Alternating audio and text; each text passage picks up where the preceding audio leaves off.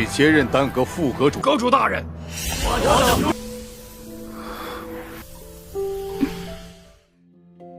，Halo semuanya, selamat datang di Ruang Sinema. Bagaimana kabar kalian semua? Semoga selalu sehat dan baik-baik saja. Sesuai jadwal, jadi pada hari ini kita akan kembali melanjutkan series Donghua Martial Master episode terbaru. Yang mana ini adalah episode yang ke-453 sampai 454. Namun sebelum kita mulai, lebih baik kita lihat lagi apa saja yang telah terjadi pada episode sebelumnya. Di minggu kemarin, Qin-Chen yang telah menyelesaikan segala tantangan dari para wakil membuat semua orang yakin kalau dia itu memang pantas untuk menyandang gelar Putra Suci. Pengangkatan pun mulai dilakukan. Sayangnya di tengah acara itu, orang-orang dari Sekte Pedang Iblis pun datang. Tujuan mereka kemari tentu tidak bukan adalah untuk meminta keadilan atas apa yang telah Qin-Chen lakukan. Mereka sangat yakin kalau ditulah pelaku yang menghabisi para murid Sekte Pedang Iblis dan juga telah menghabisi nyawa tetua Su Feng. Sebenarnya tuduhan yang mereka berikan itu memang benar, namun Qin-Chen dan santunya menyangkal semua itu. Ketua Papilion menjadi sangat marah karena orang-orang Sekte Pedang Iblis telah berani mengganggu pengangkatan putra sucinya dan juga bahkan memberikan tuduhan tanpa dasar kepada Qin-Chen. Dia yang sudah telanjur menjadi sangat marah berjanji jika orang-orang ini tidak segera pergi, maka dialah yang akan menghabisinya. Sayangnya masalah tidak berhenti sampai di situ saja, karena ada kapal besar yang muncul, yang mana ini adalah milik dari Istana Penegak Hukum. Orang ini bernama Tuan Su Guang. Dia tidak menyangka kalau Xing Feng yang dulu pernah menghina Istana Penegak Hukum saat berani kembali kemari. Dia pun menganggap kalau dia itu telah meremehkan mereka. Nah, sekarang kita akan melanjutkan episode terbarunya. Ketegangan yang terjadi sebelumnya membuat para bawahan Su Guang kesal karena orang-orang itu berani berbicara sembarangan kepada masternya.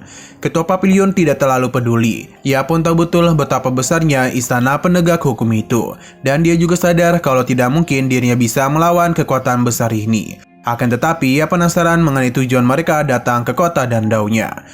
Tidak mungkin mereka itu hanya memamerkan kekuatan saja. Ketua Papilion sama sekali tidaklah takut, bahkan jika mereka mengatasnamakan Papilion Huyu. Sebenarnya ucapan itu telah membuat marah salah satu bawahan Su Guang, tapi Su Guang bisa menahannya dan memberitahu kalau tujuan mereka kemari adalah untuk menyelidiki kasus besar di aula penegak hukum mereka.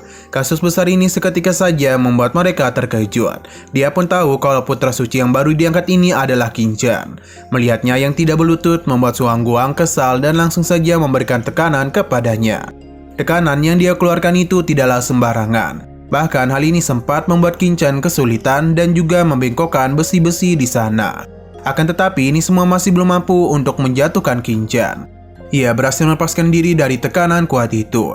Su Guang tentu saja terkejut. Merasa tidak percaya dengan apa yang dirinya lihat, ia pun mencoba melancarkan serangan kepadanya untuk bisa memastikan apakah Qin-Chen itu memiliki suatu harta di tubuhnya. Akan tetapi serangan itu berhasil ditahan oleh Ketua Papilion. 还不给本座跪下！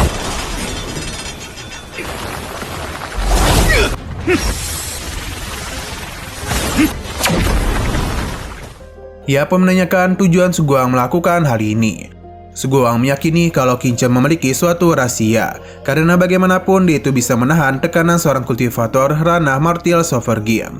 Qin-Chen tidak mau memberikan jawaban apapun. Kang Yaoming pun kesal karena seharusnya Qin-Chen berbicara lebih sopan kepada Tuan Su Guang, karena bagaimanapun Istana Penegak Hukum telah mengatur segala hukum di dunia ini. Ia pun menganggap kalau Qin-Chen tidaklah pantas menjadi putra suci kota Dandau. Qin-Chen meminta Tetua Kang Yaoming untuk sadar diri, karena tugasnya sebagai seorang wakil adalah melindungi keselamatan para murid. Alih-alih membela dirinya, Tetua Kang Yaoming justru malah terus membela Istana Penegak Hukum. Atas apa yang dia lakukan itu, Qin-Chen menganggap dia ini tidaklah pantas menjadi wakil kepala Papilion. Ucapan Qin-Chen seketika saja membuat Kang Yaoming marah. Untung saja Tetua Huang Fu bisa melindungi Qin-Chen di waktu yang tepat. Alhasil, Kang Yaoming pun harus menerima luka dalam karena kekuatannya tidak mampu mengimbangi Tetua Huang Fu. Atas apa yang telah dia lakukan itu membuat Ketua Papilion marah besar. Padahal ini sudah memberikan peringatan kepadanya. Namun Kang Yaoming tetap tidak peduli. Alhasil saat itu juga dan mulai hari ini status Kang Yongming sebagai wakil ketua secara resmi dirinya copot. Ini semua tentu saja membuat semua orang di sana terkejut. Begitu juga dengan Kang Yongming. Ia tahu betul kalau Qin Chen adalah kultivator ranah martial Severgin. Dengan kekuatan sebesar itu, maka kemungkinan besar kejadian di Danau Tianlong merupakan ulah darinya. Dan Qin Chen juga telah menyerang Nona Yilian. 三番五次挑衅，你副阁主的身份被剥夺。阁主，我是反，极有可能就是在。 Orang-orang di sana sama sekali tidak percaya adalah orang yang menyerang Nona Yilian. Orang-orang di sana pun mulai membicarakan apakah ini benar atau tidak. Nah, ketua Papilion sama sekali tidak percaya dengan ucapannya. Karena bagaimana bisa Qin Chen melakukan semua itu? Kang Yongming tahu betul kalau Qin Chen itu berasal dari negeri ratusan dinasti. Dan itu telah berhenti di kota alam iblis. Untuk sampai ke sana, mereka harus melewati Danau Tianlong. Nah, di saat itu jugalah terjadi penyerangan kepada Nona Yilian. Kecurigaan hilang karena Qin Chen pasti telah menekan kekuatannya. Akan tetapi, ketika dia berada di warisan pedang iblis, Qin Chen kembali menggunakan kekuatannya. Dan kekuatan itu jugalah dia ini bisa menghabisi nyawa Yang Ling dan Su Yuqing. Feng Yuan yang merasa ragu mengutus Hu Feng untuk mengamati Qin Chen. Tapi siapa sangka kalau dia juga ikut dihabisi oleh Qin Chen dan bersembunyi di kota Dandao. Atas kejanggalan inilah yang membuat Kang Yongming yakin kalau Qin Chen adalah pelaku yang menyerang Nona Yilian. Sebenarnya apa yang dikatakan oleh Kang Yongming itu adalah benar. Namun Qin Chen tentu saja tidak akan mengakui hal itu. Dia memuji bakat tersembunyi dari tetua Kang. Yongming tetap kukuh kalau apa yang dirinya katakan itu adalah benar adanya. Ketegangan pun kembali terjadi di antara mereka. Suguang tidak mau menghabiskan waktunya hanya untuk berdebat saja. Jadi lebih baik Qin Chen itu ikut bersamanya ke balai penegak hukum. Tentu ketua Papilion tidak niatan untuk menyerahkan putra sucinya begitu saja. Perkataannya tidaklah membuat Suguang takut. Ia tidaklah peduli dengan apa yang terjadi selanjutnya, karena yang pasti pada hari ini dirinya lah yang akan membawa Qin Chen. Suguang pun mulai membentuk sebuah formasi yang mana dirinya mengaktifkan serangan pada kapal terbangnya.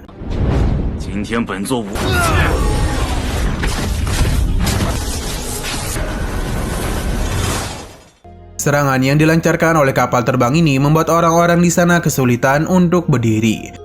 Sedangkan bagi ketua Papilion ini bukanlah apa-apa. Sekali lagi ia memberitahu kalau mustahil bagi mereka untuk membawa Qin Chen dari kotanya. Sebuah formasi pelindung pun mulai dirinya bentuk, dan ini akan melindungi semua orang di sekitarnya. Tidak hanya membentuk formasi pelindung saja, ketua Papilion juga mengaktifkan sebuah serangan yang berada di menara Papilion Pil.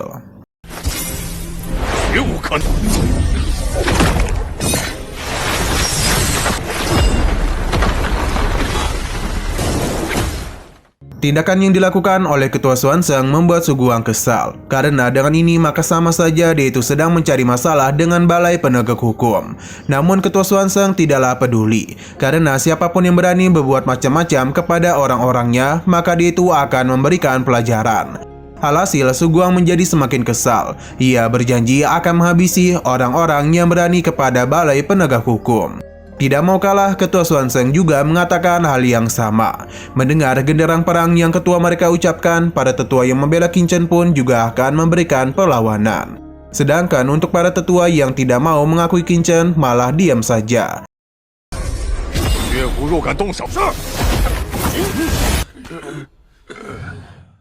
Hal ini tentu membuat ketua Xuanzeng kesal dengan tindakan mereka yang tidak mau mendengarkan perintahnya. Ketua Jin merasa mereka tidak perlu sampai melakukan hal ini hanya untuk melindungi orang yang berdosa. Ia juga meminta ketuanya untuk memikirkan hal itu lagi, karena bermusuhan dengan balai penegak hukum bukanlah hal yang bagus. Selain Tetua Jin, para tetua lainnya juga mengatakan hal yang sama. Mendengar penolakan itu membuat Suguang tertawa, karena untuk apa juga Xuanzeng berbuat sampai seperti ini hanya untuk melindungi seorang penjahat. Ketua Xuanzeng sudah tidak bisa berkata-kata, karena beberapa dari mereka masih takut dengan aula penegak hukum dan tidak mau mendengarkan perintahnya. Akan tetapi ini tidaklah membuatnya berhenti membela Qin Chen. Ketua Xuanzeng memilih untuk tetap melawan. Bahkan ia langsung mencopot jabatan wakil ketua Papilion dari Tetua Jin. Sebagai Master Papilion Shen, Tetua Jin tentu tidaklah menerima keputusan ketuanya. Tapi Swanseng sudah membulatkan keputusannya. Ia bahkan langsung mengangkat Raja Obat Suwani sebagai wakil kepala Papilion Shan. Tindakan Ketua Swanseng membuat para tetua lainnya mendukung apa yang dia lakukan. 这是准备造反吗？今日起，不，你接任当个副阁主。阁主大人， Suguang tidaklah menduga kalau Swanseng akan menggunakan kekuasaannya. Tapi bukan berarti mereka akan melepaskan Qingchen begitu saja. Karena apapun yang terjadi, mereka pasti akan membawanya pergi ke balai penegak hukum. Swanseng hanya tertawa karena dia tidak akan pernah membiarkan hal itu terjadi. Ketegangan pun terus saja terjadi di antara kedua belah pihak. Sampai padarnya sebuah getaran pun kembali terjadi di tempat itu. Dan menghentikan ketegangan yang terjadi antara Swanseng dan Suguang. Sama seperti sebelumnya, kalau getaran itu berasal dari kapal terbang. Akan tetapi, ini jauh lebih besar jika dibandingkan dengan kapal terbang milik Suguang. Tetua Huangfu terkejut karena ini adalah kapal perang teratas dari Balai Penegak Hukum. 阁主，这执法殿顶级战。 Tidak ingin hal buruk terjadi kepada Qingchen, Swanseng memintanya untuk pergi jika ada kesempatan yang bagus. Melihat kedatangan kapal terbang itu membuat Suguang merasa senang. Ia pun ingin melihat apakah Swanseng masih memiliki kepercayaan diri untuk melawan dirinya dan Balai Penegak Hukum. Mereka pun segera memberikan hormat kepada orang-orang yang berada di kapal teratas. Para gadis ini merupakan tim inti dari Balai Penegak Hukum. Jadi sangatlah wajar mengapa Swanseng agak panik. Seorang wanita cantik pun muncul yang mana Sugu memanggilnya sebagai Tuan Su. 属下血姑见过徐大。 Di sini Tuan Su menanyakan apakah pria di hadapannya adalah ketua dari Papilion Pil. Swanseng pun mengakui hal itu. Nah, tujuan Tuan Su kemari adalah untuk menanyakan di manakah keberadaan orang yang bernama Qingchen dari Papilion Gongdan, karena dia itu ingin menemuinya. Sontak saja ini membuat kepanikan di antara mereka. Huangfu tidak pernah menduga kalau masalah akan menjadi sebesar ini. Sedangkan Sugu malah merasa senang dan langsung memberitahu kalau pria tampan ini adalah Qingchen. Mengetahui hal itu, gadis yang sudah lama tidak bertemu Qingchen pun langsung tiba dan memeluknya. Gadis ini tentu tidak bukan adalah Yu Qiansu. Awalnya Mimin juga tidak tahu siapakah gadis cantik ini. Karena bagaimanapun penampilan dari Qiansu ini benar-benar telah berubah. Melihat kemesraan yang terjadi di antara mereka hanya membuat orang-orang di sana terkejut.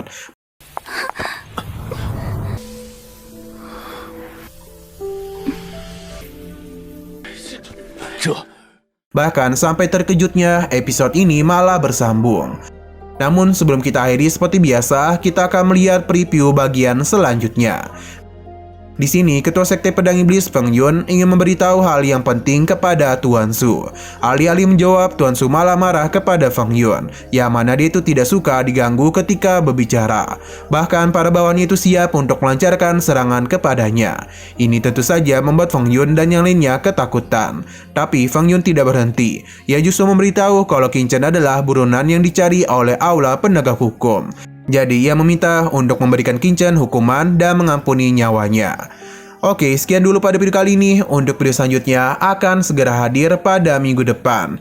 Jadi bagi kalian yang ingin mengikuti series ini, langsung saja klik subscribe dan aktifkan loncengnya. Terima kasih yang sudah menonton video sampai habis. Jika kalian suka pada video ini, klik like dan share ke teman-teman kalian tentang channel ini. Dan ditunggu aja kelanjutannya. Oke, sampai jumpa di video selanjutnya.